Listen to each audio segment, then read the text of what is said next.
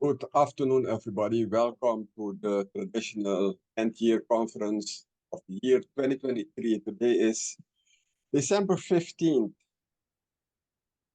Our guests for this year are Jurgen Arvelo, Ivan Kuster, Mahatma Martinez, Rooney Calmera, Anthony Guillermo, and Els Steenhagen. I will introduce them when we are up. Ivan is not the first time. Mahatma is his third year. Rooney, if I recall, this is also not your first year. Our welcome to our guests and to our participants. I hope you will enjoy our webinar. First of all, this is part of the project that is going on for, it started in 2020, just before the lockdown. We created a vision, a shared vision for Curacao 2030. You can download this vision by going to curacao2030.net. There we have created a vision, how we think that we can improve Curacao the coming years. It is a follow-up of a project we did over 20 years ago that was called Curacao 2020. And after the evaluation on request, we started to co-create Curacao 2030 project. It's a master plan or a vision in a long line of visions. One of the first we noticed was the one by Van Gaal at the beginning of the 20th century. I think it was 1904, something like that. He was a member of the Dutch Parliament, and he came down to do a study how we could prove the economy. There's an important side note. There's the Moonshot Curacao 2030. There's a Moonshot 2030 in which we state that by cleaning up Curacao, that would be the first prerequisite to take Curacao to the next level. That document, Clean Curacao in the broader sense, it also involves integrity, fighting corruption, but also sustainable energy, things like that, can also be downloaded at the website curacao2030.net. So that's the context. So we are an ongoing project. Year long, we follow people who are doing good things that might contribute to reaching that vision. And now we start the analysis of Curacao 2023. For quite some years, we chose to use the PASTEL model. So we will talk about political development, economic, social, technology, legal, and environmental. I just visited the risks the world's think tanks are identifying. And you see that in the graph on the slide. The war in the Ukraine, Israel, Hamas, those are red military.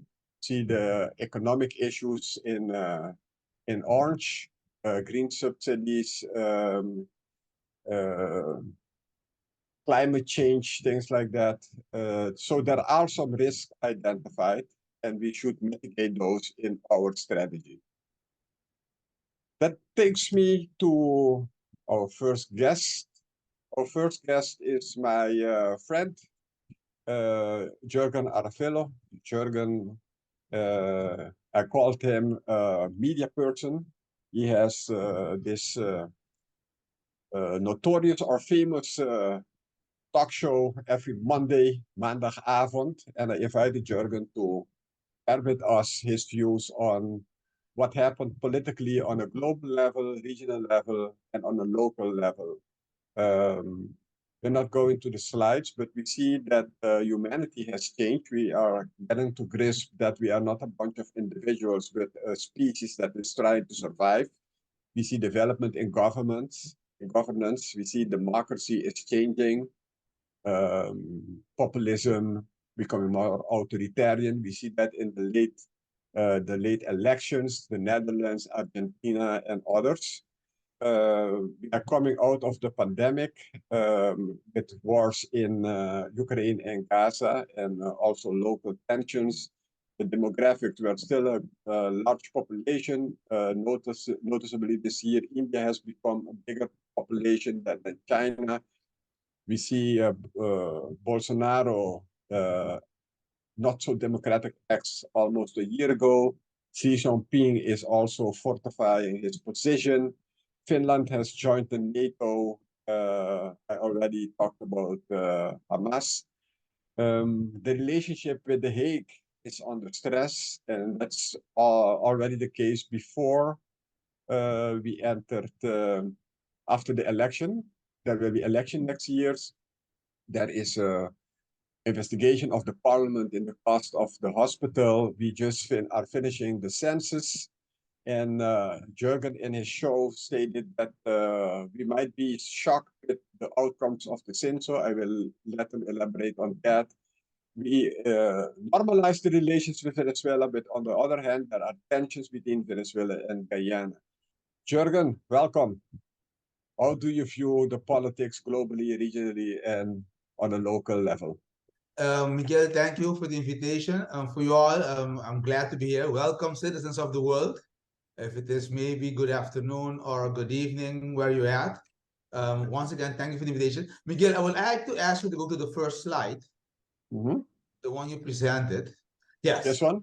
Yes. So I can, well, yeah, finally, finally we see we're species. Apparently, we're not the smartest one of all the species. Because usually species let the smartest people guide us. We do the opposite, but that's just a side joke. Let's go to the governance, democracy, globalization, and the new social contract. As you can see, democracies are under pressure. Democracy itself is under pressure. You got a lot of authoritarian governments rising up. A lot of coups we could see in Africa also have been developed the last couple of years. You got China, Xi Jinping, they amended their constitution, so he has ultimate power for many years. Of course, you got Colombia, who yes, elected a extreme leftist. Mexico is already in that boat for a while already.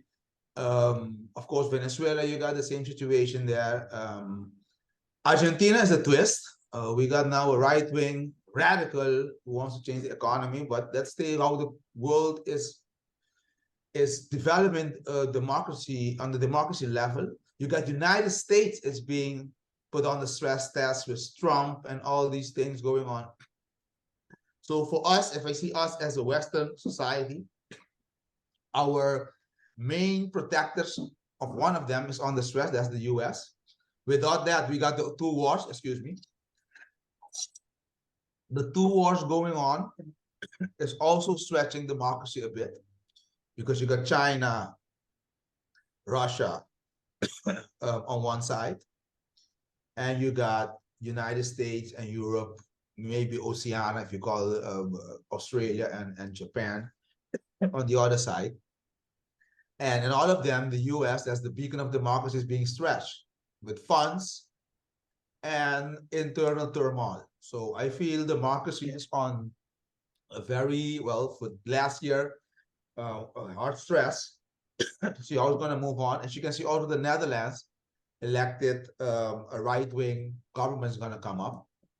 I mean, it was not only, let's say, the traditional Caucasian Dutch that elected Wilders, but it was also the minorities elected Wilders. So you got, sorry for the cough, you got that situation going on. China population is growing and India, but they have internal wars themselves. People don't say about it, but there is a war between China and India on their borders. We're going to see how that develops. Of course, the US and the part that we are part of, because I already curious how people talking about all the socialist things. We are part of the EU and the US. That's what we are part of. So now, how is this going to affect us? It will affect us, depends on the strength of the US. I think in Europe, how they can stand together. Europe, I don't know how strong Europe is because the whole war in Gaza is putting Europe also in a, well, I won't say split, but the way it's being handled in a way by President Netanyahu. I don't want to say Israel, I want to say President Netanyahu is not really, really helping the cause at the end, and it's putting Europe, that countries like France, even the Netherlands abstained in the last voting. and then the US is going to have to make a position. And I find, especially the war in Israel, can influence the world moving forward. If I will quote one of the chief members of the US envoy who said lately, the way Netanyahu is intensively bombing Gaza, he said they will win the war technically, but lose the war strategically, because you will have an effect afterwards in the region, in the world. So I think it will have a great effect on us.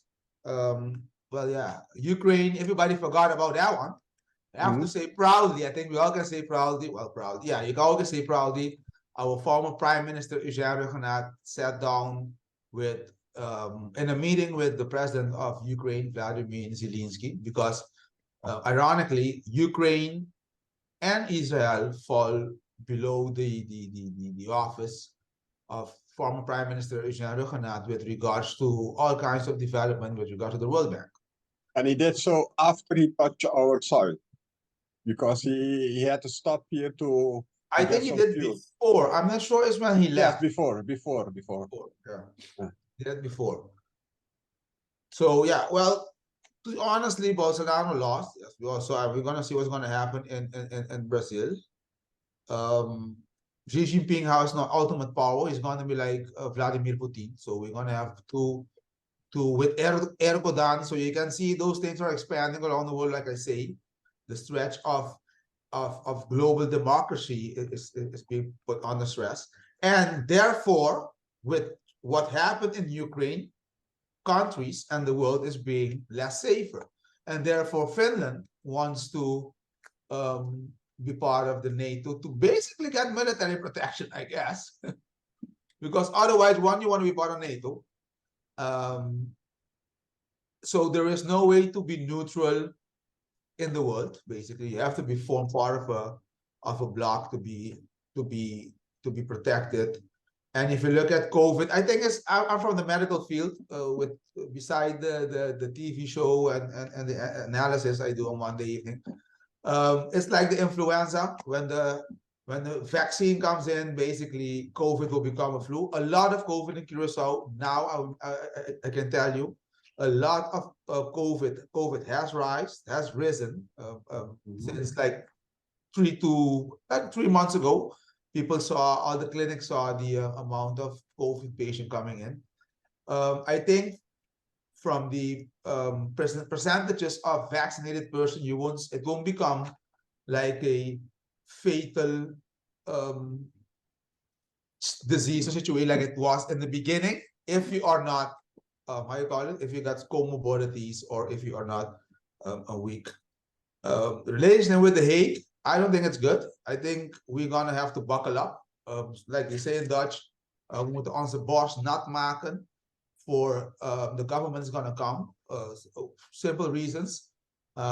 We had certain agreements within the kingdom, landspakket and reforms and all kinds of stuff.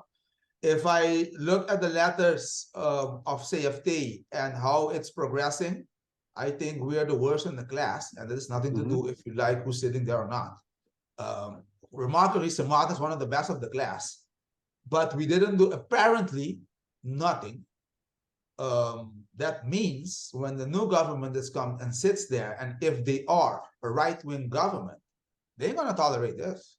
So I think we're gonna have a tough time. I think we're gonna have to buckle up, because I don't think it's gonna be easy, right? The other thing is also that because I think you mentioned Enya, the deal that we have on the table will last until the new government sits. So there's the other pressure. If we don't sign a deal now, we're gonna have to renegotiate something else, because this deal won't stand. So I think people don't realize what is coming ahead. It's gonna be tough for us if we don't work strategically and really take things seriously. Well, for the elections of 2025, I can say this: the demographic will be completely different. That means that will influence the result, and I think how parties have to campaign, if I take it from that perspective. Demographic being different, meaning what? We got a lot of exodus We got a lot of what they call kader that left the island. Mhm. That means a lot of knowledge left. A lot of people that were not that well organized of the lower social ladder that left the island had to come back because you cannot settle in the Netherlands like in the past, like in the 90s and the 80s, that you can settle down easily. So we're going to have that situation. The parliamentary enquête, I don't want to spend time on it. We don't have the knowledge in the parliament to handle that. So I will go to the censo. Yes, I think we are the censo that we're gonna the information we're gonna get from the censo, we don't have to be scared of it. We're gonna have to use it to manage. What you can measure, you can manage, like they said, but we are in an Asian population. Our population is poor. I think we're gonna lose the middle class. We're gonna become like, to all due respect, like Jamaica, where you have the upper class and then you have the upper class of the poor, and then the poor. There is no middle class over there. If we don't watch out, we're gonna end up in that situation. The census is gonna see that we have a lot of people of the Asian population, and a lot of them are living in poverty. So I think we have to take that very seriously and don't hide the information. But I don't think we are in good shape. Putting And it together. sorry? Putting it together. Yeah. From a political stand of view, was how would you determine it or classify the year 2023 for Curacao? For Curacao, what it exemplifies is that we are not developing, I find. Our to my opinion, our human development for me 2023 have let me realize that we need to do something about it, definitely. We have one pillar of economy, that's hospitality, and I can tell you this with regards to human development, the language barrier of the mismanagement of, because I'm in sales and marketing and that kind of stuff, the mismanagement of our education and language management, how we have changed it from the last 20 years, have put us in this spot that we don't have what we need now as we used to hit the ground running for the new age. And I mean for new opportunities, even in tourism. What's your message? What's your message for 2023? 2024? 2023, we have to really focus on our human development, because only people can develop a country. But if we have to do one specific thing, what would that be? I know it's a difficult question to answer, but maybe you have an answer. Reform our taxes. Our taxes is I forgot. Our taxes is one of the main catalysator of poverty on the island. We have a 60% informal economy. Our tax system is based on everybody working at the shed. Direct taxes. The first thing we should do is revise our taxes. Our taxes is the biggest part of poverty in this country. It is killing the middle class. We are the country that pays the highest taxes in the kingdom, in the region, with the least facilities. Our taxes. On this note, Jürgen, sorry? On this note, you just set the ground for our economists to come in. Thank you for your insight. We'll get back to you later on to have a reaction. That was Jürgen discussing the political situation globally, regionally, and locally. Brings me to our economist, Rooney Calmera. Rooney has a lot of data. So whatever he says today is data-driven. Miguel, sorry. we do have somebody made a remark in the chat. Are you gonna address the remark in the chat from Cliff Belfort?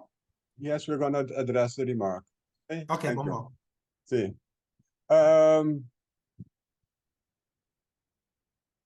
Rooney will address that, the human development. Yes, it's also something for Rudy. Okay. But remember, we are staying on a time, so please place your interruptions in the chat. Okay. Otherwise, send me an app. Rooney, welcome. The points you were going to address were economic developments, public finance, foreign trade, exchange rates, something about the refinery, artificial intelligence, renewable energy, small and medium-sized enterprises, tax administration, poverty, and inequality. So the tax administration, poverty, and inequality were perfectly set up for you by Jürgen. So where do you want to start, Rooney? Yes. Do you have any graphs, Miguel? Thank you. Okay, great. So let me continue with what Jürgen said. Thank you for organizing this seminar. Jürgen, the tax system is very important because if you are an enterprise, if you are a small business, you are afraid of the tax system on Curacao. There are many people working in the informal sector. And if you want to do your bathroom, your kitchen, you see all kinds of people from Venezuela, Colombia, etc. And when you ask them, hey, why don't you have a business? They are afraid because they are afraid for taxes, wage taxes, profit tax. So we have to reform the tax system, and I will come back to that item. We have to make it more competitive. So if you look at the first graph, you see till 2027, these figures are all from the Central Bank of Curacao and St. Martin. They came up yesterday. We have the report also. We can send to them, to everybody, Miguel. So despite the growth of tourism, what you see, despite the growth of tourism, we expect the economy to grow only 4.4% in 2024. And this has been just adjusted upwards. But you see, if we add all the growth numbers since 2020, we are only 2.6% in 2024. So there was a big hit in 2020 of the COVID, and all those big growth numbers, 7.9, 4.1, etc. If you add them all together, we only grew with 2.6% in 2024 compared to 2019. So that is basically very bad. And if we look at the composition of the growth, you see that export minus imports, there is it is contributing a little bit, and the growth in 2024 will be from private demand. But in the past, look at the previous year in 2022. You see the gray part. It was growing because of tourism. You see, but in 2024. And 2023 and 2024, there is no gray part in there, actually. So the central bank is saying that tourism growth will become lower, and it is contributing lower. So look at the future, Miguel. 1.7 in 2027. So we are going to the agenda of 2030, but we are going back to 1.7%. The growth is going to slow down. And Curacao is going back to around 0% growth. So before all these things happened, you see the trend is going back to zero. So what do these numbers mean? These numbers mean that we need to be structurally, to create wealth and prosperity for Curacao, we need to go at a much higher pace. We need to go at the growth level of 7.9% like 2022. Like Jürgen said, we need to get our act together. We need to grow much higher. So if you look at the second, yes. That addresses the point of our friend, the State Fund. Are we only betting on tourism? Yes. So tourism is slowing down. What should we bet, and how can we do that? Yeah, I will say that later also. We need to export. So our focus needs to be on export. I would say exporting services, like Jürgen said, human capital. So if you are human capital, you don't need to produce food, or no, not food. You know, you cannot produce a lot of manufacturing goods, etc. You need to focus on services, orange economy, film, all kind of creative, maybe ICT, etc. Okay, so if you look at, let's go back to that graph, Miguel. The graph of the deficit and the debt. So in that graph, you see the deficit and the graph. What do you see? You see we have some budget surpluses. It is around between 0.8% of the economy and 3%.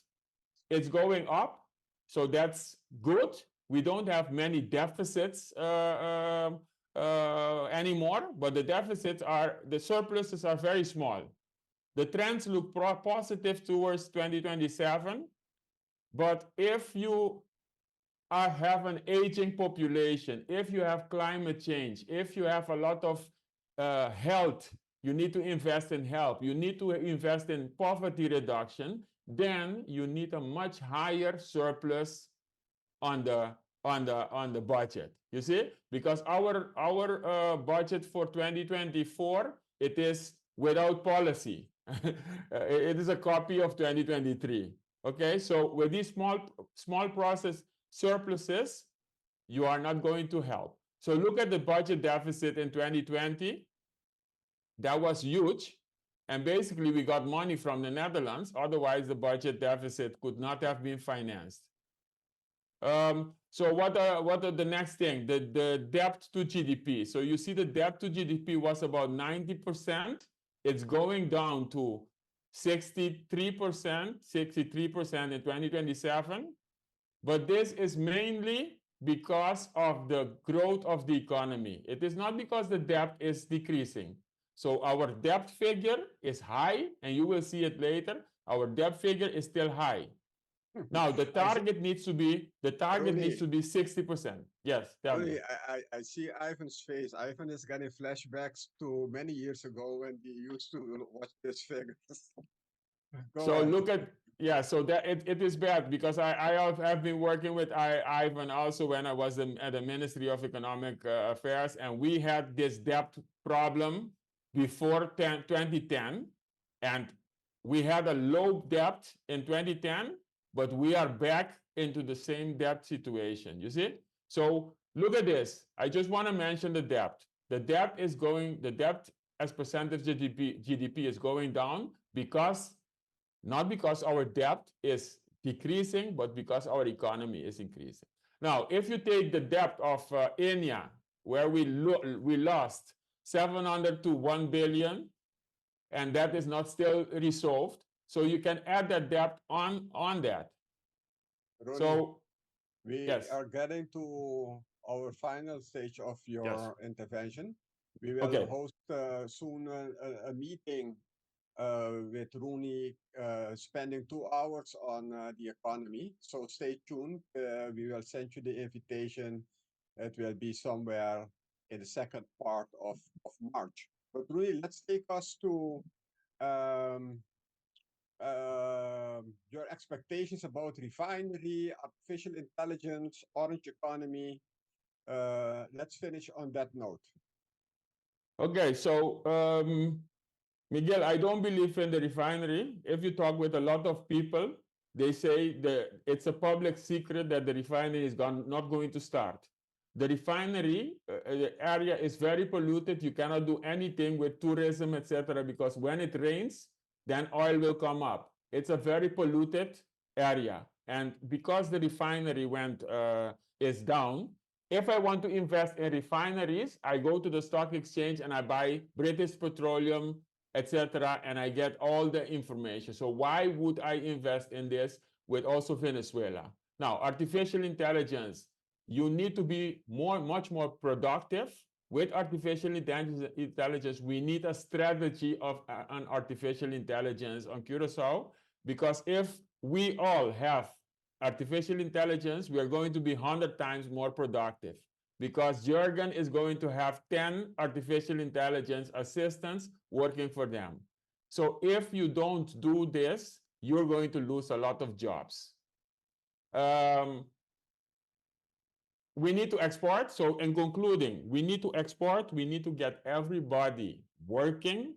The Chamber of Commerce needs to put the number of businesses starting and closing again on their website. We need the data, and the business needs to be friendly. So the tax office, instead of sending a lot of unmanning to everybody, needs to be our friends, because we need businesses and we need small businesses. Mayo needs to start with the policy, MKB policy, and we really need to step our game that we are growing on exports. So we don't have anymore, finally, we don't need to have a final export strategy on paper, but we need to execute that strategy. That's what I wanted to say. No, you already addressed the tax situation.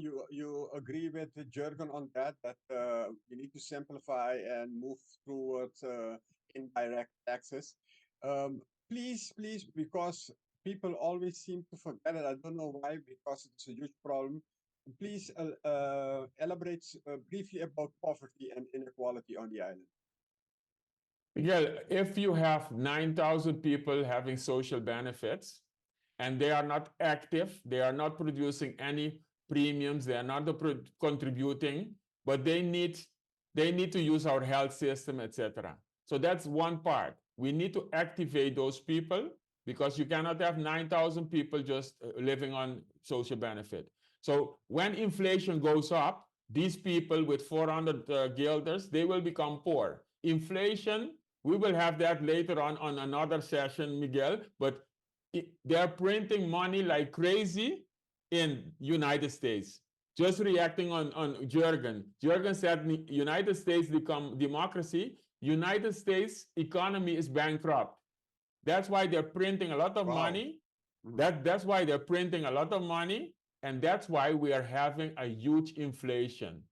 And inflation is not what we're getting. Okay, so poverty, people are becoming poor. That's why you need to activate them. They need to work. They cannot be only getting social benefits. So I believe indeed that a lot of people became poor. It is poor because of inflation also, and but we are not using their skills. Okay. So thank you, Rooney. A lot of stuff. Hopefully, the end of January, we can come back to us. As I explained already, we are going to the pastel. We are going at a nice pace. The third acronym is, the third part of the acronym is social. How are we doing socially?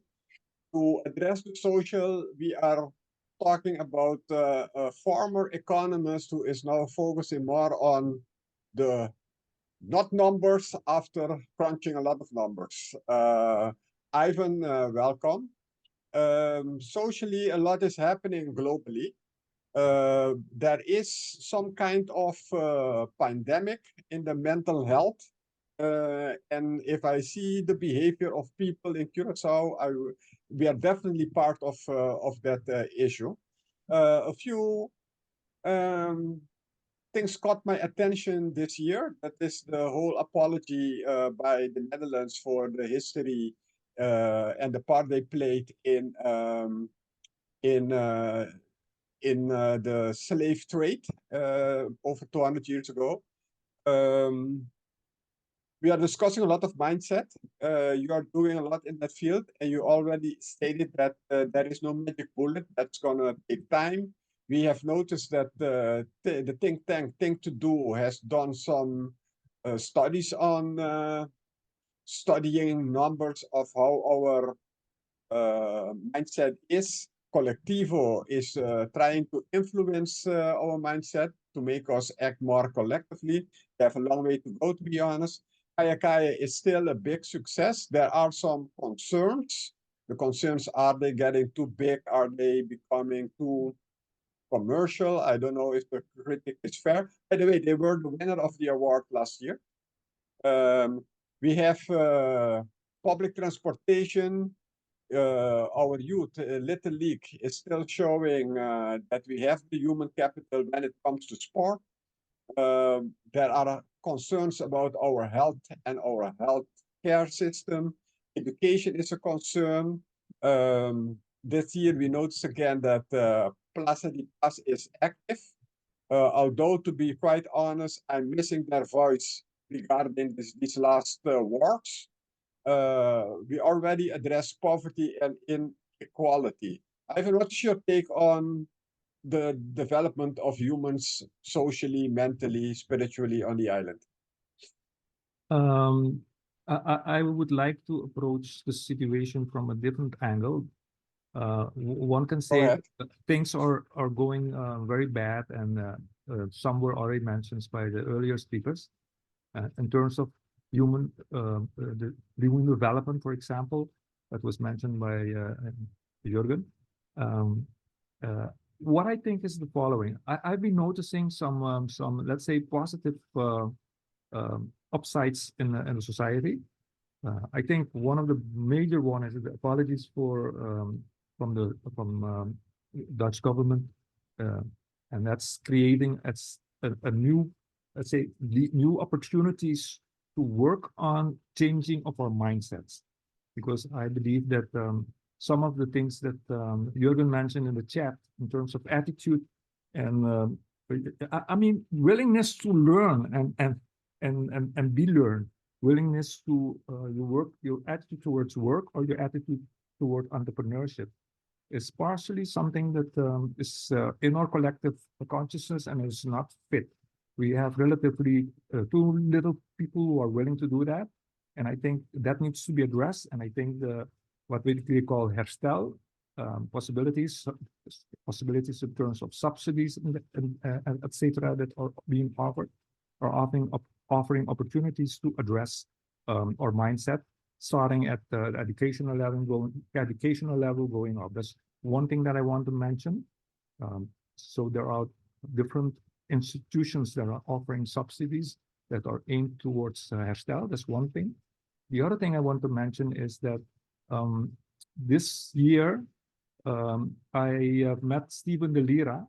It's somebody from Curacao. He's an entrepreneur, and we teamed up and we are planning to start, let's say, a mentor platform for all those between 15 and 24 years, all youth between 15 and 24 years. And the focus will be to have every youth, give them an opportunity through a platform to be mentored by at least 6 mentors. And hopefully, based on what he calls deep social learning, teach them social emotional skills that will help them to make better choices in the future. And I really believe that, because it's not something that's an initiative from the government.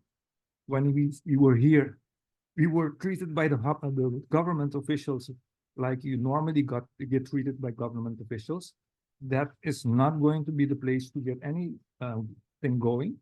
But I really believe that by teaming up local companies that are willing to use part of their training budgets to train within their own company employees who are willing to mentor youth, and combine that with subsidy opportunities that are available, that we can launch the platform.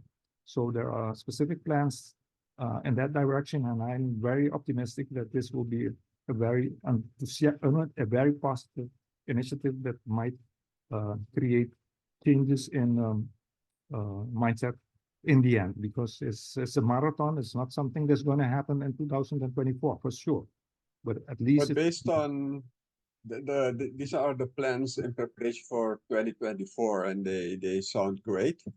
We've seen the performance of youth when they are organized in things like Little League and so on. So definitely, although they are not well treated, they still show potential. Based on what you have done the past year, how do you assess the young talent, the young entrepreneurs, those that you met? What are they doing? What are their feelings? Are they optimistic about the future? How do they approach reality?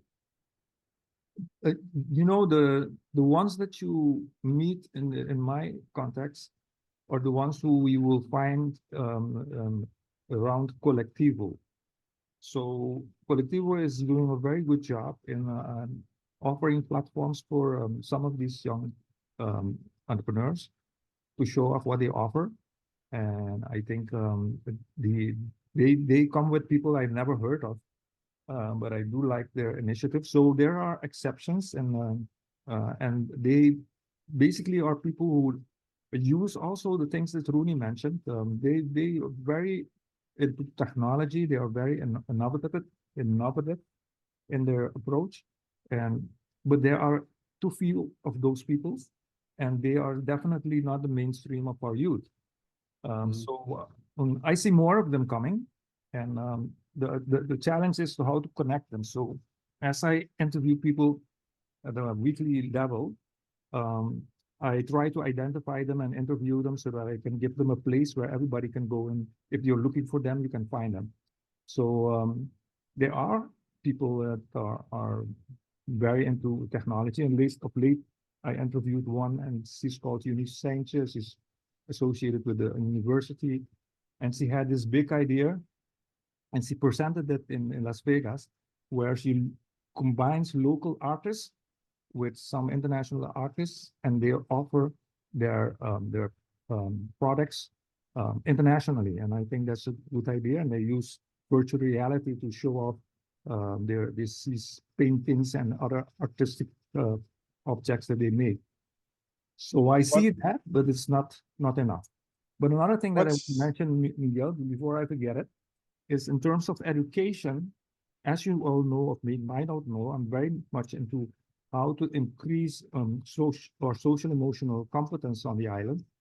I've noticed that the government has taken the initiative to start with a program called Conscious Discipline. And they are, if I'm correct, they are using it in 13 schools as a pilot, and hopefully they will scale it up. And Conscious Discipline is aimed at children, and yes, basically children, and they're teaching them social emotional competence. And I like that. That's one of the things that I really have seen, and I like that initiative. So we're getting to the final stage of your slot. I would like to ask you, what is your takeaway from Jurgen in one sentence? I think Jurgen is describing, let's say, the perfect storm.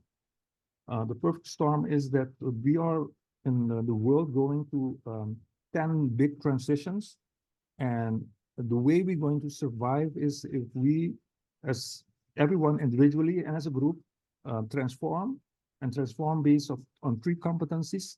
First of all, the social emotional competence. Also a spiritual approach towards the things that are happening, and we need to be very adaptable and flexible, because the changes will not stop, and this is not also only a challenge for us, but it's also basically a challenge for the human beings. The whole world is being challenged, and that's my take. And I think those who have those competencies will survive. What is your take from Rooney? Rooney is explaining the consequences of a wrong mindset. We have a mindset that is too dependent and waiting for things to happen, and we don't have what they call a growth mindset. And we need a growth mindset to overcome our challenges. What is your final message from the perspective of social development of Curacao? I think things will not change if we not teach people how to handle their own and take their own responsibility, but that's something that has to be taught. You can teach people that, as long as you also teach them how to handle the less pleasant emotions. So that's also social emotional development. That's is really what I believe in, and I'm a life coach, so I teach people individually, and we work with groups. And you see when people master that, they change positively and very quickly. but it takes long before they're there because people don't want to address emotions that are not pleasant. They are afraid of it. So the younger we start, the better it is. And that's why I believe in the mentor platform. And that's why I support government's initiative to introduce conscious discipline at the primary school level.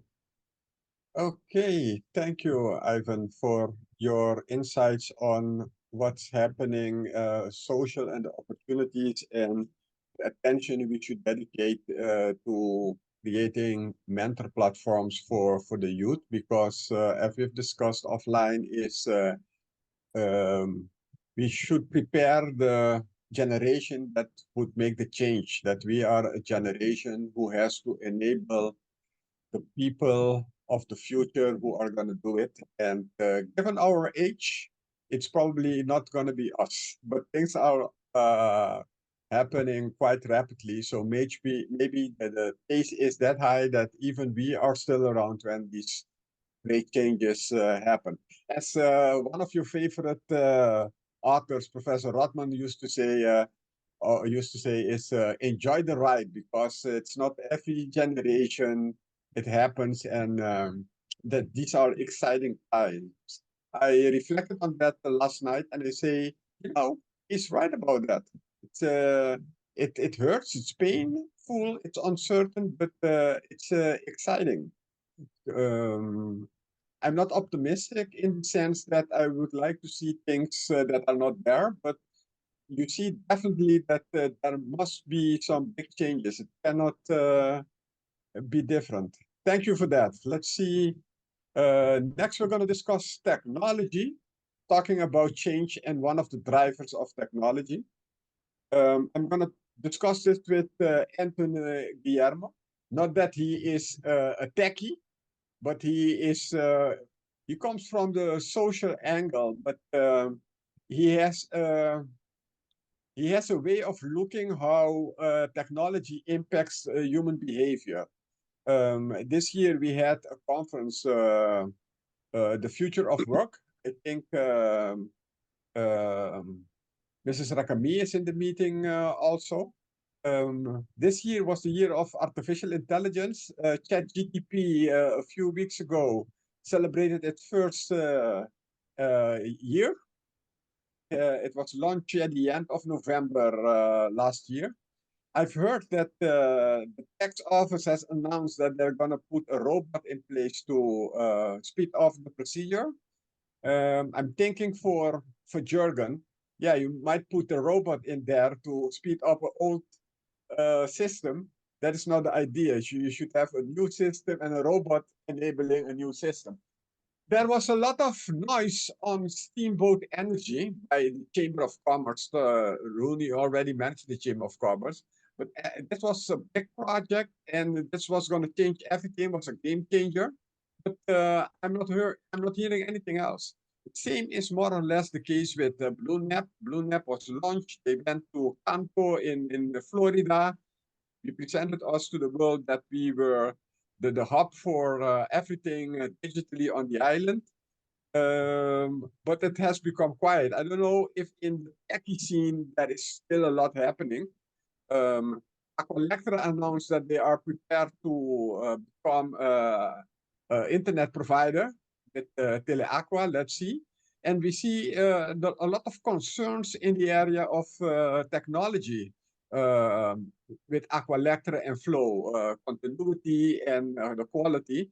So I'm concerned. We see that we cannot rely on tourism.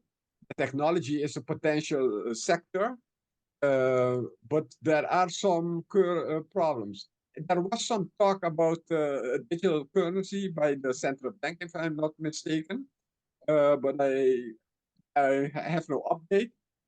I don't know if in the last press conference of the president of the central bank something was said about that. There was a Caribbean investment agency. I almost forgot what that was. And you have this Proteus project from Cousteau that is steadily but slowly, every year we hear an update. And now they say that they're getting into the stage to create a space station.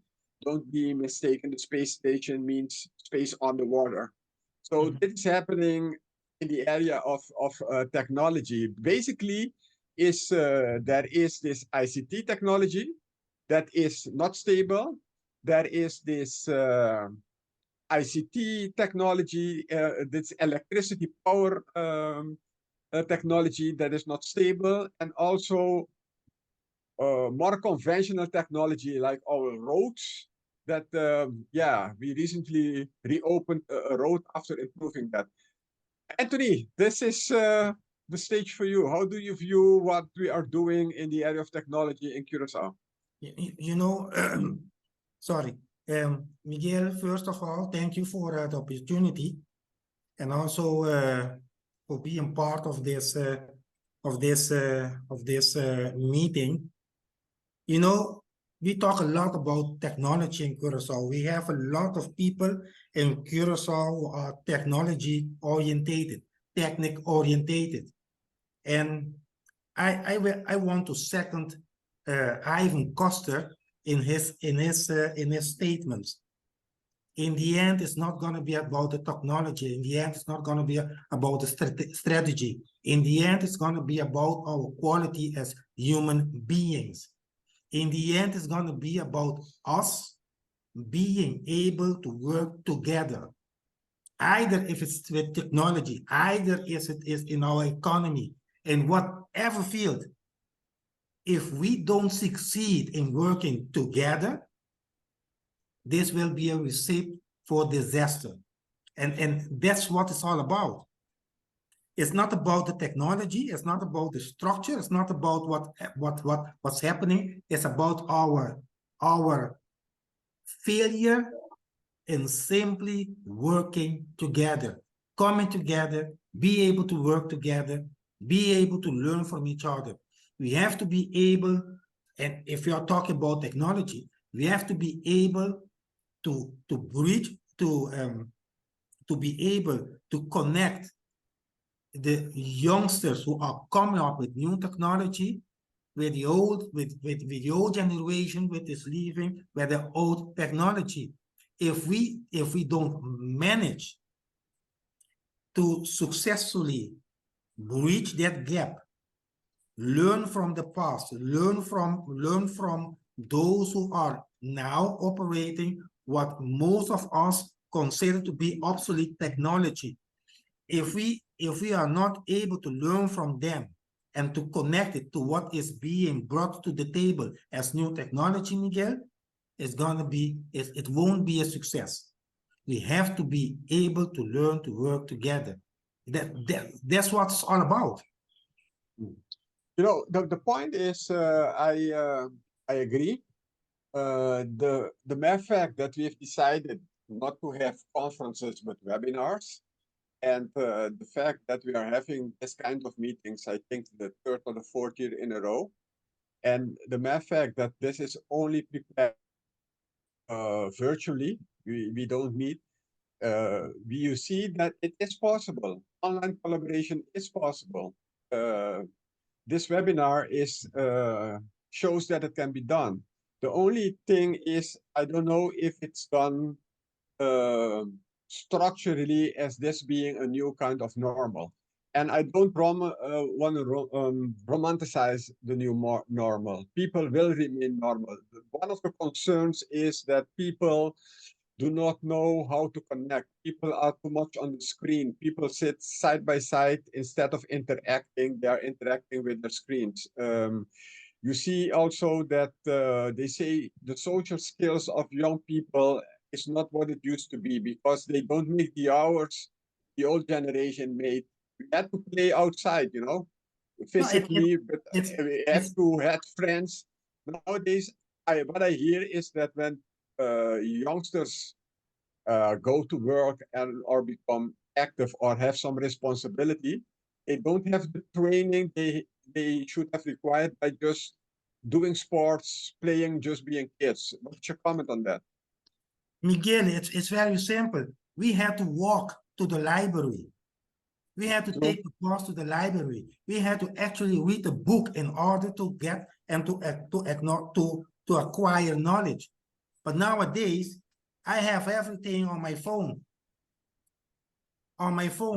And still, with all that knowledge that technology brings to our front door, brings to me, and still we don't succeed in Curacao to put it, to transform the knowledge that we have, to all the wisdom that we have, to transform that into a strategy that can bring our island to the next level with all that we know. So it's not about, for me, still, it's not about the technology, what we don't have or what we have. And even when we say we have technology, not everybody on the island has access to the internet. Not everybody on the island has access to a quality of internet. Not everybody on the island can pay for the internet. And not everybody on the island has access to the technology.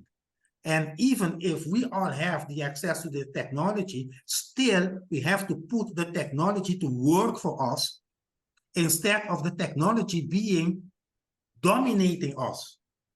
And at this moment, what I see is people being dominated by technology. Not that we are using the technology for our gain. A whole discussion in the educational sector about the danger of ChatGPT for the students in their study. Why do I have to consider that as a danger? Why do I don't embrace that and use that for our benefit? So it's us working together in order to use the technology to our advantage instead of being passive and letting the technology being the one in charge, leading us instead of us being the leaders.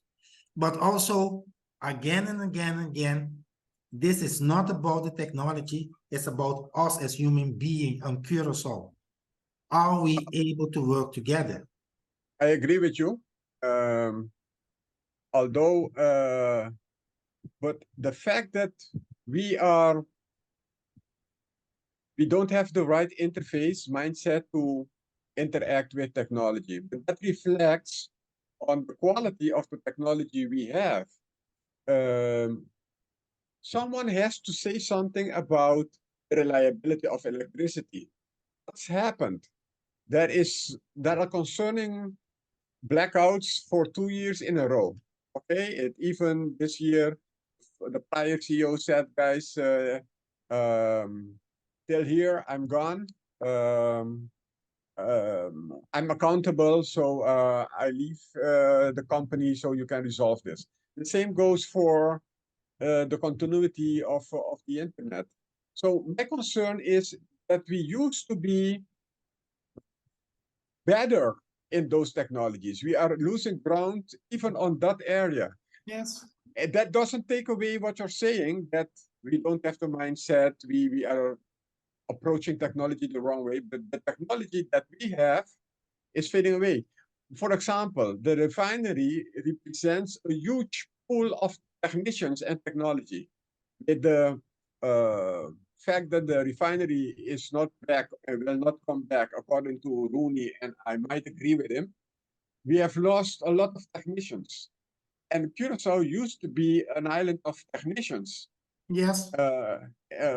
But if my perception is that we are forgetting that and we are losing people who are techies. Yes. That's my point, Miguel. That's my point. Rudy said that we have to think in exporting our service, exporting our human capital. I have been trying for near a decade to explain to those who are in charge of the economy, guys, our most precious gift on this island is our talent, our sport talents, our other talents, and we are not doing nothing with that. we are not looking at as being an economical product. So going back, the technicians that we have, those are also our economical products. But if we are not able to acknowledge that, if we are not willing to acknowledge that, if we in our behavior, in what we say, in our talks, we are talking about working together, we are talking about 2030, we are talking about the future, but in our actions, if we don't demonstrate that working together is gonna be keeping on that level, talking about it, but not really using it. And with technology, there's the same fear that we have all this technology on the island. We understand the technology, we understand what we can do with it, but we are not really doing something with it. I see that Stuart de Wind is asking if we can copy Singapore. That discussion we are having for 20 years. We can learn a lot about Singapore. Part of the secret of Singapore is having a long-term plan. But what we know by studying and discussing this possibility is the Chinese mindset is totally, that dominates Singapore, is a totally different mindset that we have. They are long-term, they're more autocratic, they respect leadership, all those things we don't have. That doesn't mean that there are some things that can inspire us to do so.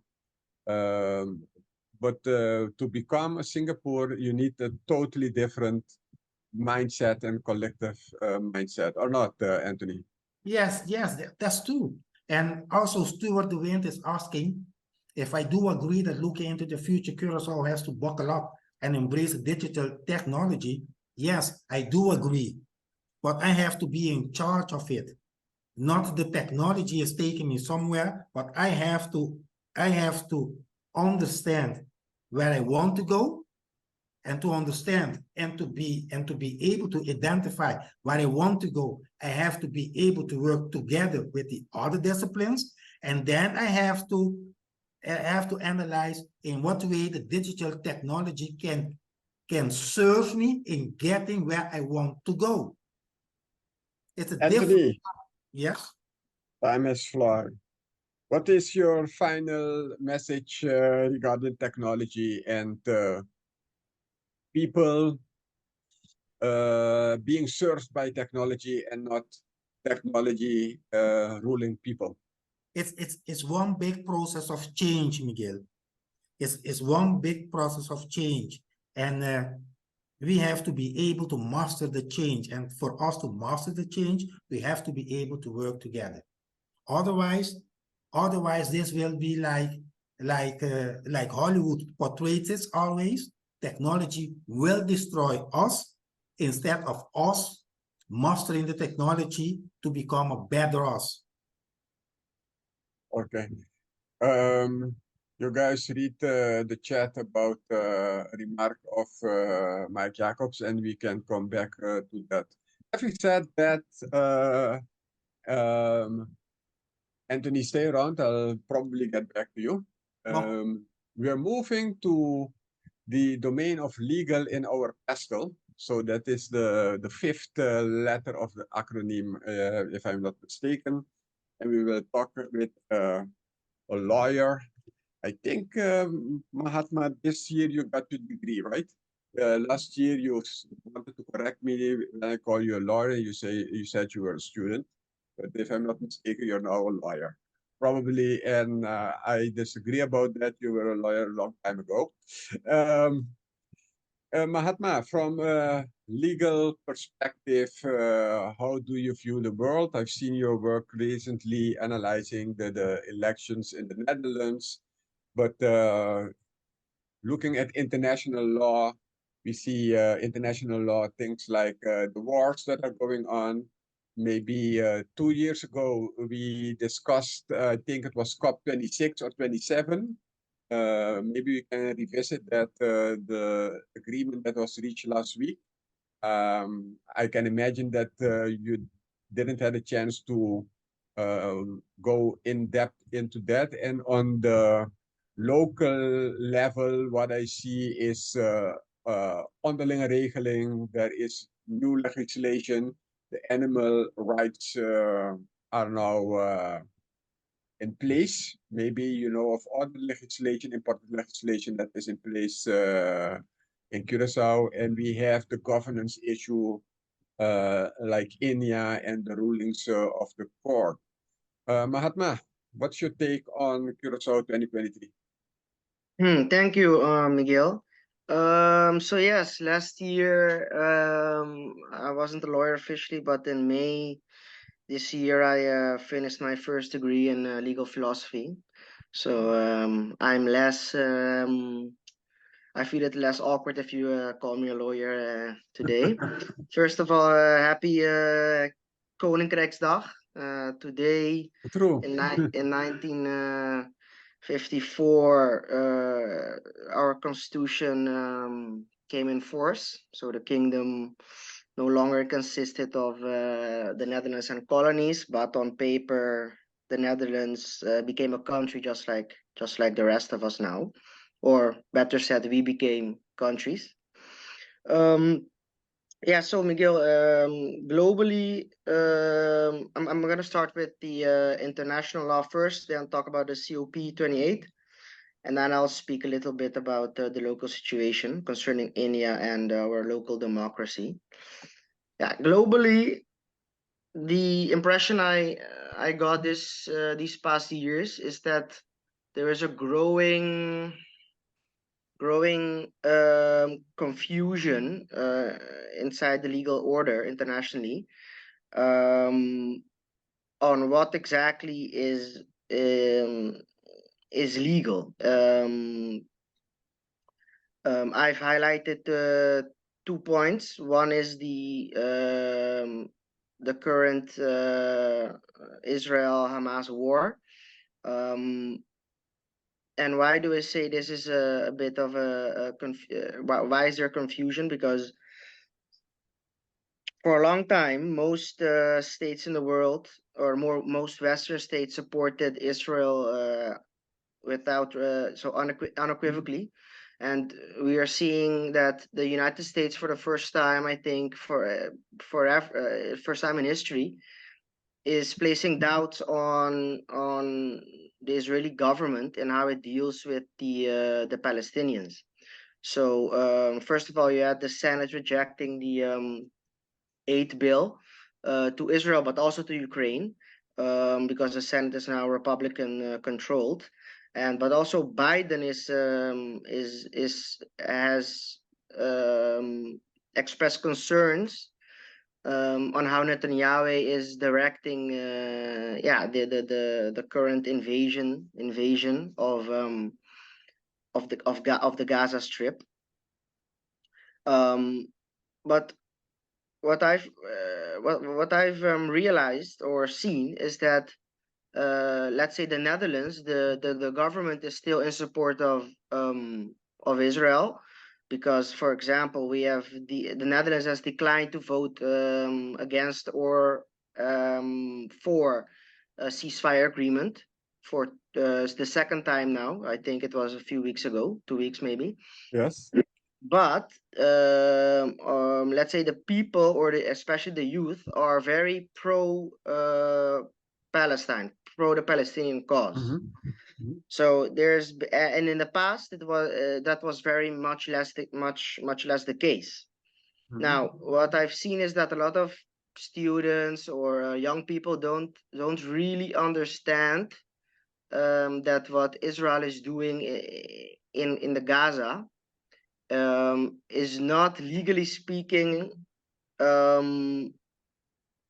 all that is being said by them. So it's not an occupation. It's not, legally speaking, it's not a genocide. For example, on 7th October, Hamas orchestrated the biggest loss of life, Jewish loss of life, in a single day since the Holocaust. And they have indiscriminately killed women, children, non-combatants, mostly non-combatants, and then they have retreated into the local populace of Gaza. What Israel is now doing, conducting an offensive against Hamas.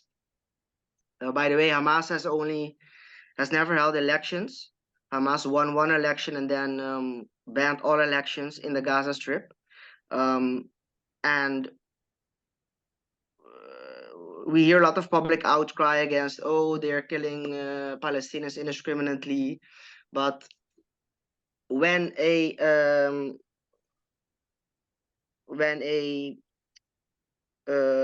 hostile military unit or person retreats within a populace, according to the Geneva Conventions, that building site turns into a military target. So when Israel is putting fire on those buildings or places, it's according to the Geneva Convention not a violation. Now, what is a violation is, for example, the illegal settlements in the West Bank. But that's a different question. Now we see that for the first time in a lot of times, in a lot of years, there's been put pressure on Israel to stop the violence of the colonists, the Jewish colonists in the West Bank against the local Palestinians. But that's a different issue. What I don't understand is why so many people seem to condone the Hamas attacks on Israel on October the 7th, while very explicitly condoning the legal reaction of Israel. So that's kind of a bit of a confusion. The second thing I want to highlight on a global scale is that is the seemingly strange position of European countries or NATO countries concerning the war in Ukraine. Because a few months ago, a Dutch paper published a very important piece about the bombing of the North Stream. Apparently, the Dutch military intelligence agency MIVD was the first to know that it was Ukrainians who bombed Nord Stream, and the German intelligence agencies only managed to find out the truth after the MIVD tipped them off. But that means that, legally speaking, a third country has committed an act of aggression against a NATO country, Germany. And not only that, since the beginning of the war in Ukraine, Germany has been the European country who has supported Ukraine the most. So I find that a very strange position, because they knew after the Dutch intelligence services informed them that they had conclusive proof that it was a group of Ukrainian secret service people that conducted those bombings. So it's a kind of a very strange situation where apparently realpolitik is playing a bigger role than legal legal principles. Yes. Due to our time schedule, let's schedule a masterclass somewhere in February.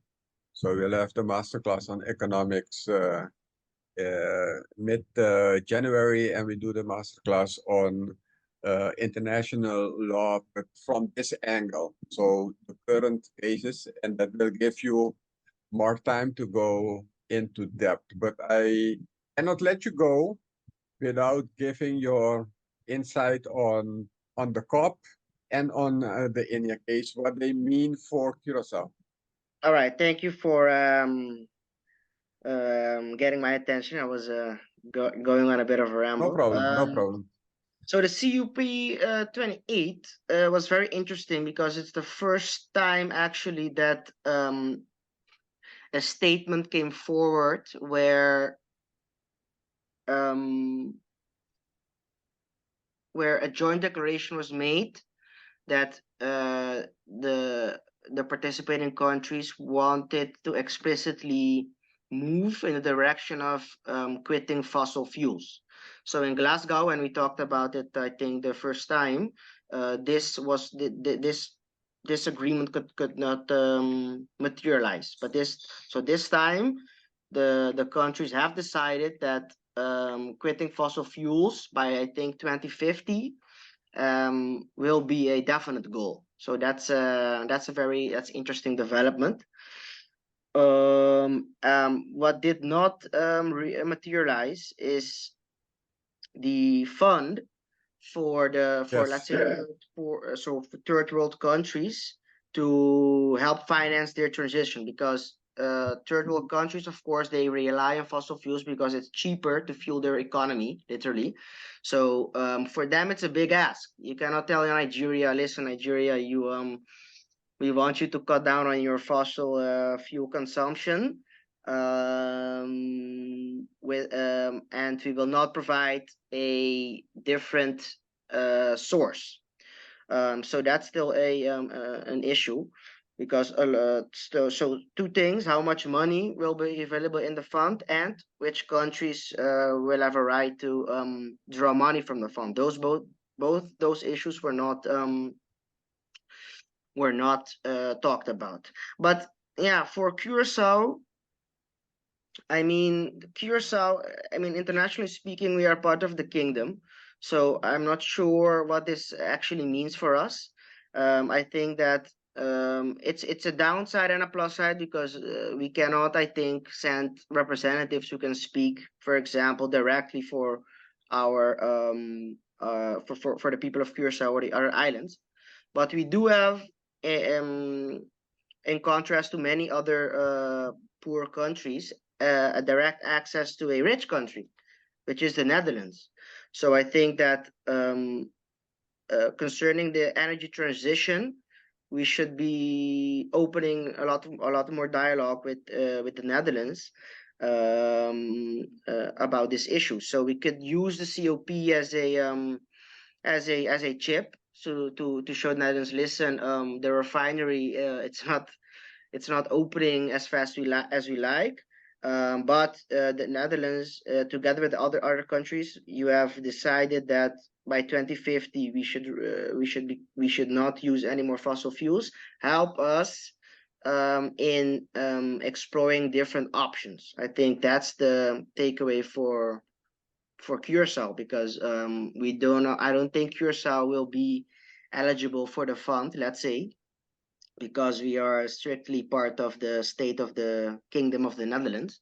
But we do have the Netherlands, so it's all up to us. I think it's very strange, going also to the next point. It's very strange that this government has soured the relationship with the Netherlands even more, while we are in a unique position in the Caribbean, except for the French overseas departments, of course, that we do have access to a rich European country, but we are not using our options. I think we're not exercising our options to the most.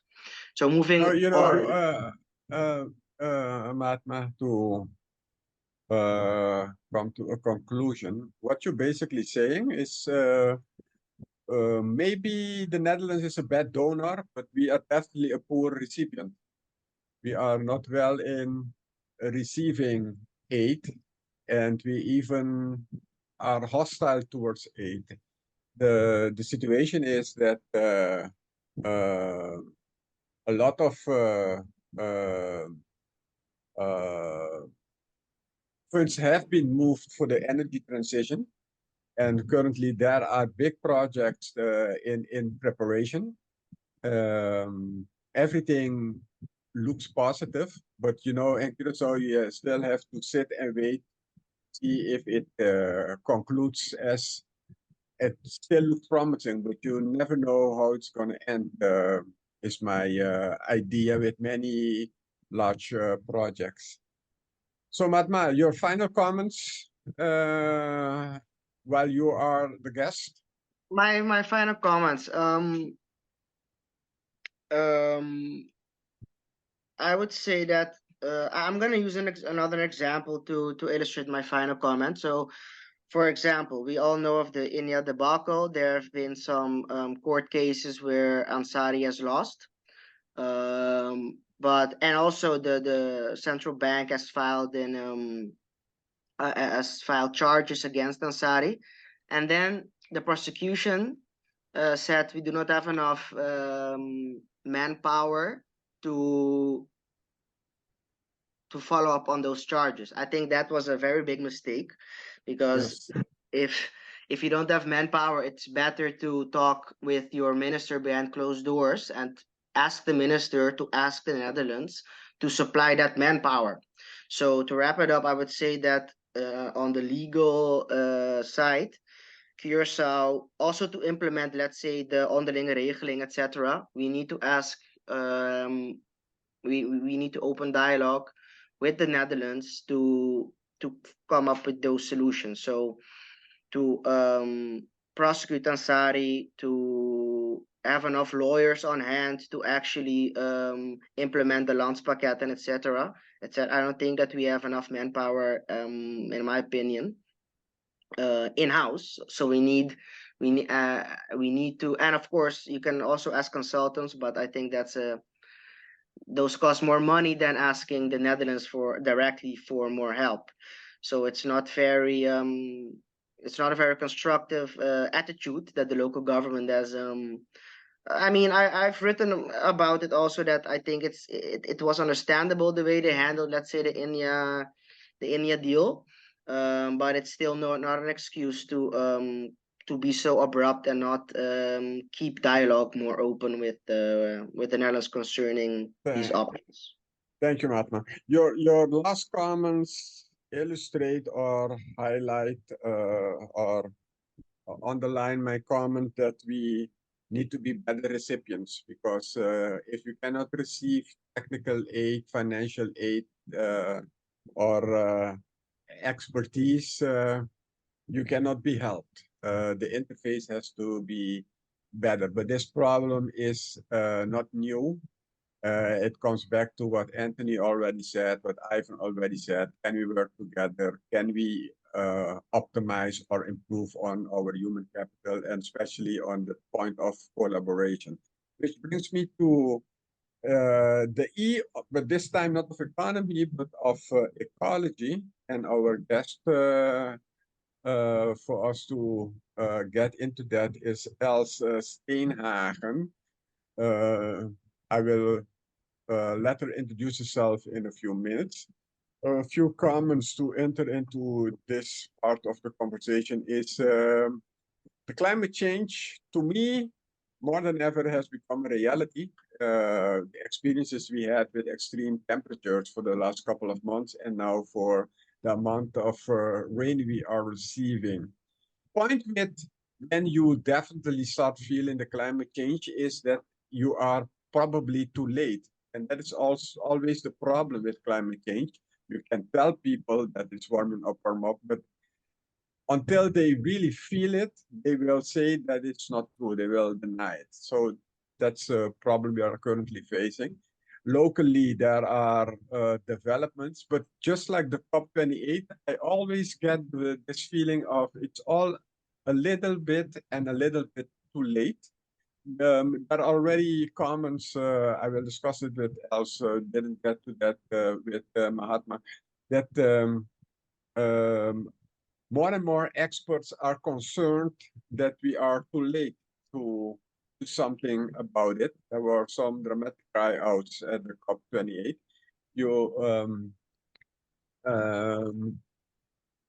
Some people are also, on that note, disappointed in the outcome of COP28. They say it's not too much or it's too late.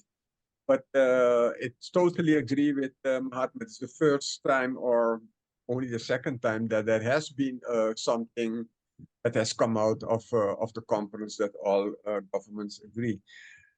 Els, you're involved with Island Platform. Can you explain to us what it is and what you're doing, and how do you view the developments in the area of ecology globally, but especially on the island or on the islands. The floor is yours. Thank you, Miguel, and thank you for inviting me. This is my first time joining this webinar. Happy to be here.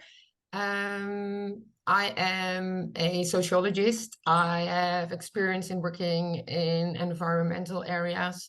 I work for a NGO called Future Islands. I am conducting research at the moment on plastic pollution prevention on the island.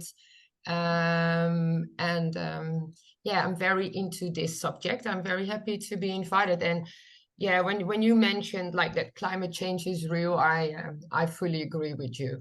And we can all experience all over the world. You can see it all over the world, but especially for islands and particularly small island developing states like Curacao, you see these are extra vulnerable to the effects of climate change. And the difficulty lies in the fact that it is, and that was the other point that you made that I wanted to refer to. We always feel that we, or some people might feel that we are too late. That makes sense in a way because it is harder for a small island to adapt because of a lack of resources, of capacity. These are points that were mentioned earlier in previous presentations. But on the other hand, which was also mentioned, and I saw it in the comments as well, we do need outside help. We cannot solve this by ourselves. It is global. It's a global issue. And the consequence of this strategy is that long-term planning is very, very necessary. But that, on the other hand, is also very difficult and from a political 4-year cycle. Also in a kind of business cycle. So the probable outcome is that when we are acting, when it is already kind of too late. But on the other hand, you need to keep on going and adjust because otherwise it doesn't, we can't evolve. We need to adjust to this. Although I agree, what you hear is that although you're too late, you have no options. You have to adapt and you have to try to catch up and speed up. Doing nothing is no option. True. And if you look like, how can you adapt more quickly or what could you do? I think climate adaptation governance is very important. So research has proven, and this is research that has come up this year, so this is nice to have a nice look back on 2023, is that good climate change adaptation governance in Caribbean small island developing states is largely missing. So we have some gaps, no, not some, but there are extreme gaps when it comes to government effectiveness, accountability, and connectivity. So we should prioritize climate adaptation policies more and demand for more government. Let's take it to you. How are you progressing? Are you getting into the network? Are you getting in contact with the important people, the governance structure, the shakers and movers? Is the network improving? Are we getting more information across? Is more happening in 2023? So if we take like a little example, for example, is that when it comes to plastics, that is something that I know a lot about, is that that's your expertise. Yeah, I can talk about a lot of different things, but this is one of the things that that I like to talk about. Is that like Giselle McWilliam, member of parliament, has started to try to make adjustments into legislation, into the national order ordinance, and she started the process in 2017. This year was a very important year because this process came to like in a rapid movement, and we are hoping that the 2024 will be the year that that this amendment will take into action, which means, and it's only a small bit, that we are going to ban single-use plastic bags and styrofoam bowls and cups, etc., which is only a small bit. But from my perspective, if I talk about like networking, only because I'm not that long here on the island. I do feel that there is getting progress. I do feel that there is movement going on. There are many local initiatives working very, very, very hard on this subject. And on yeah, another please. note, Rooney has been insisting on this for the last couple of days, stating that we should look at Dominica in your network of small islands. Is Dominica indeed one of the best practices? Yeah, I did see a comment from Rumi regarding this, but in all honesty, I don't know how to reply to that. I don't have enough knowledge about that, but maybe he can jump into this conversation and maybe he would like to add something to it. We'll do that later on. The point is, I think we should focus on us becoming a model, so that Definitely. But look, and that will even be good for economy if we can create this expertise on how to become more sustainable. We can start exporting this knowledge to all the other 100 islands in the globe.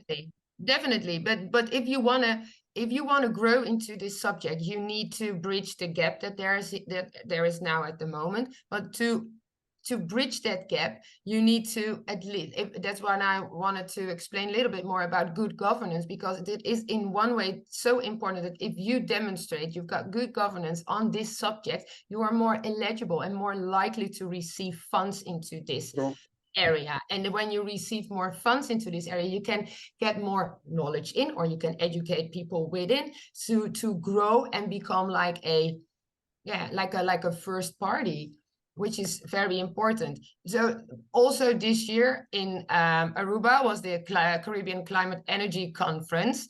And Evelyn Weverkoes mentioned there that finances are the key problem, or like one of the main problems to grow into this subject. So collaboration, referring to others before me, is the only way forward. We have to share our knowledge. We have to learn from each other. We have to act, definitely. But we need to reach out for funding, even collaboratively, because that is the only way to deal with it. Okay. Is that your final message looking back at 2023 and 2024? No, not really. I would love to talk more, but I think we've got a little bit of a time issue, maybe. I think, yeah, look, what I really want to say is that I am afraid in one way, but I am also very hopeful at the same time. But we don't need to be afraid. We can learn from each other. We can collaborate, but we need to go and find solutions outside of our regular way of thinking and invite others to help us. Because when it comes to this subject, what do we have to lose? We are only, yes. It's not exactly, we're degrade. It is not going the right way that we maybe want.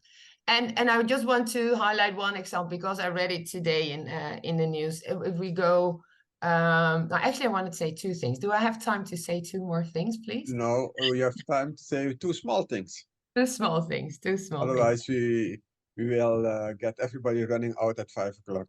Yeah, okay. That's not what I want. But when it comes to green energy, for example, I read today in the news that their ABC a transport company has the ability to purchase new buses and receive the budget for 2 million. And I feel that is the ultimate opportunity to go into a more green transition and figure out a way to see if that can become more in an electrical way, or to improve green mobility on the island. That is something that I really hope that will push forward. Definitely. I will be back with you in 5 minutes. I will go back to all our speakers. Jürgen, 1 minute. What are your expectations for 2024? If you are still there, Jürgen. If not, Rooney, what are your expectations? Okay, Yeah, sorry, Jurgen. my apologies. Hopefully for 2024, we stop with polarizing.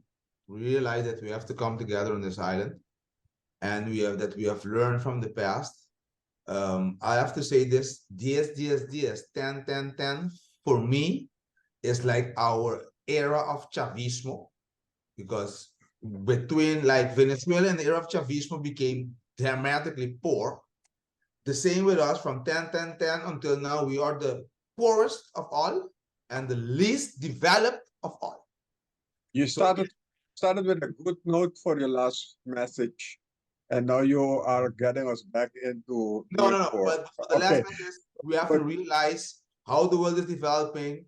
We have a lot of potentials, and we have to come together. If we Okay, stop thank you. polarizing, forget it.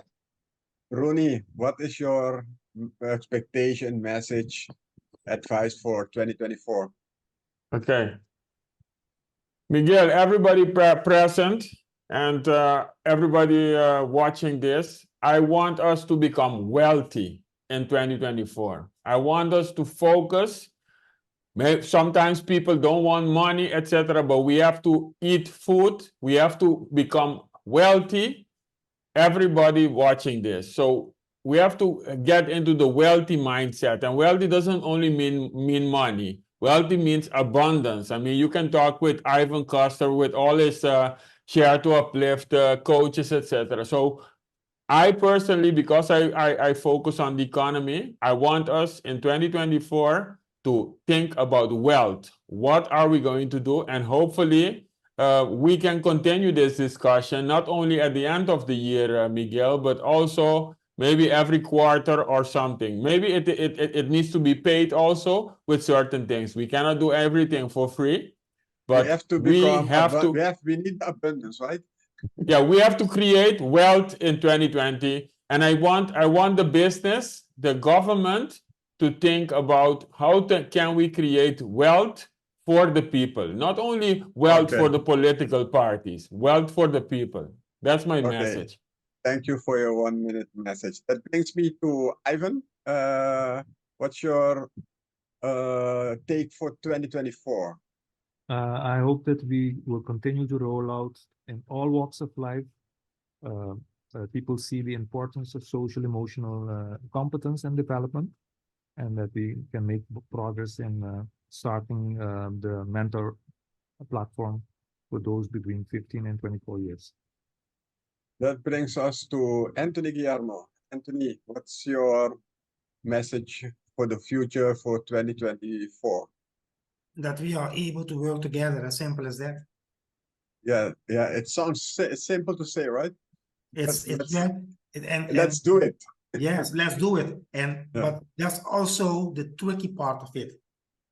It seems to be impossible for us, but we have to learn to work together. The problems are too big to try to fix it alone. We go back to the point that we are a species. We have to start working as one. It's the era of me is over. It's about we, or at least some kind of balance in that area. Brings me to Mahatma. Mahatma, what is your take for 2024, your message? My message. I'd say my message is that Curacao needs to learn to use the connection with the kingdom more, and stop being so closed-minded about the Netherlands. Thank you. It's about collaboration, working together, but then on the level of the kingdom and even internationally. Else, that brings me back to you after 5 minutes. What's your message for the future 2024, your expectations, our targets? Tell us. I hope we can start thinking in a more circular way how to deal with our lives, waste, etc. I really hope that we will, in relation to landfill issues, waste prevention, waste management, that we can find modern solutions for waste processing, because that is one thing that's urgently needed. And therefore, waste incineration is not an option on the island. I really don't wish that is going to happen. And we need to reach out to each other, reach out to others neighboring in the region on a global level, because we can only help each other. I do agree with the rest. Thank you for your participation. That brings us to, let's see who has inspired us this year. And we have considered to give them an award. It's the Caribbean Change Award. Those who do things in line with realizing the vision and with an emphasis on doing and not only the talking. So what are the criteria I'm actually often asked? These are the criteria: sharing, social corporate responsibility, making use of virtual reality, virtual communication, faith, trust. It has to be functional, practical, transparent, open source, making use of the internet, social networking. These are the criteria. There is a long line of people who we have been awarded. The award has, the last 5 years, gone through a transformation. It has become a 5.0 Change Award that started in about 2014. Fundación Bom Intención and Curacao were awarded in 2014 and 2015. 15 right for the rotor. In 2020, in the pandemic, the essential workers were awarded. And in 2021, that was Benjamin Visser with his urban garden, mainly the one in Otrabanda. Last year, that was Kaya Kaya. The nominees for this year are Clean Up Curacao. Clean Up Curacao is nominated for the consistently embodying vision that a clean island is the foundation for its prosperity, Rooney, demonstrating unwavering dedication to maintaining a pristine environment. So the first nominee is Curacao Clean Up. The second one is Little League earns the nomination for consistently showcasing Curacao as a talent factory, particularly in the realm of baseball, contributing significantly to the island's sport reputation.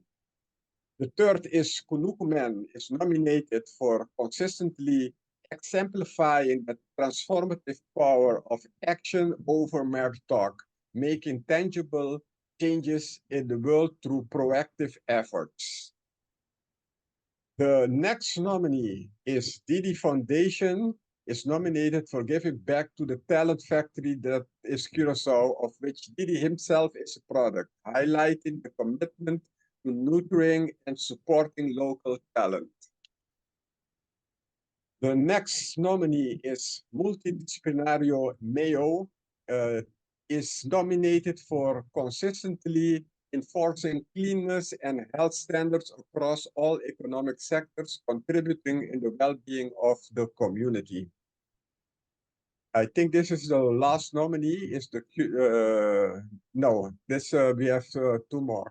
Curacao Tourist Board is nominated for guiding the tourism sector to outstanding performance, breaking records in 2023, contributing significantly to the island's economic success and and come back after the pandemic.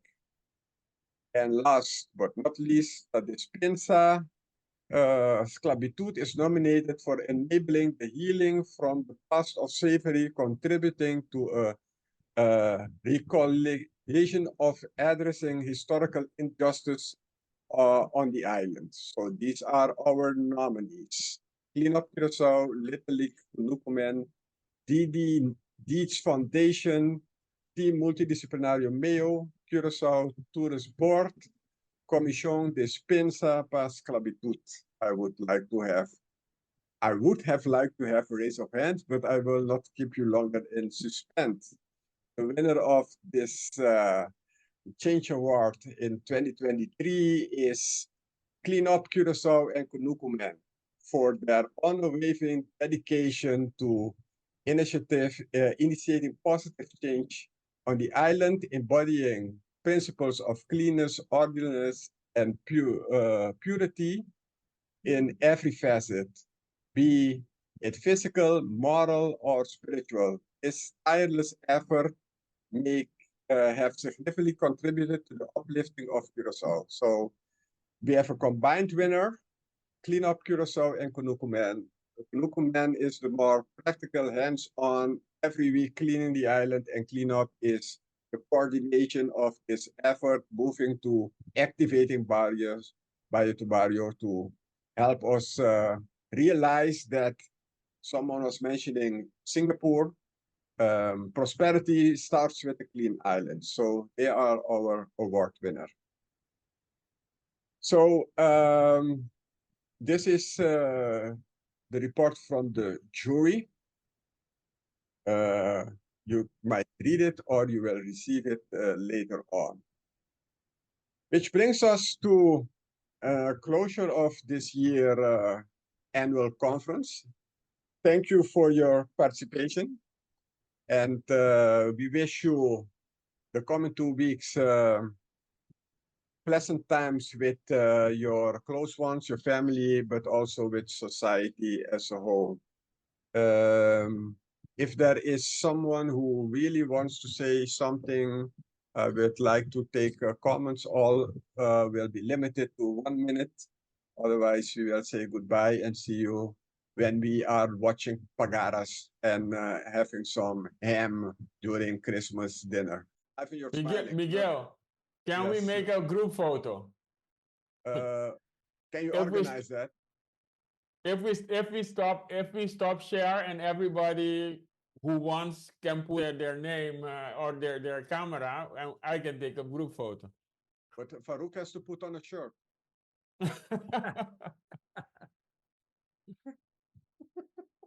We want this group to continue and grow, right? In next year. But how do I put Okay. it on the group picture? Oh, you just stop share, and then we will see everybody. Okay. Because I'm gonna stop share. If you wanna be Dalen stopper. Yes. Yeah, no, okay, good. You see that? Yeah. So Okay, Sakanova. let me just we go 1 and then share, and then a lot of people are. Dit was je We have 2 pages. 2 pages. We got it already. We got it. Well, Yes. people, you are now allowed to open your camera. You okay? Isso não conta na sonho. Ivan, was that Say smile. Say Boris? smile. Smile. Oi. Bonanha. Boy, Okay. People, Thanks, great shout Miguel. out. Have Nice a nice session. vacation. I enjoyed it. The recording will be on soon. It was a real pleasure. I regret not being able to interact more. Ivan, stop the recording. So we have that's the. I can stop the official- record. I can stop the record. Wait, let me see. Stop the recording, and then we can have the happy hour or the bottle after that. Okay. So it's 5 o'clock. It's a nice time to stop. You're all, if you have to move in traffic, be safe. See you the coming days at any occasion. Bye.